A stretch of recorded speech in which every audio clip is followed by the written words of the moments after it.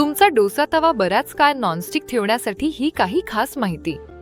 या व्हिडिओमध्ये आपण सीझनिंग, कार्बोनायझेशन आणि तेल चाचण्याबद्दल जाणून घेणार आहोत.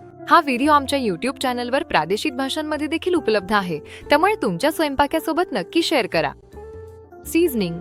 आम्ही दर 2 दिवसांनी तुमचा तवा सीझन करण्याचा सल्ला देतो. 1. तवा मंद आचेवर गरम करा आणि नंतर गॅस बंद करा. 2. तव्यावर सगळीकडे तेल लावा. 3. 10 मिनिटे तसेच राहू द्या. 4. टिश्यू किंवा मऊ कपड्याने पुसून घ्या. 5.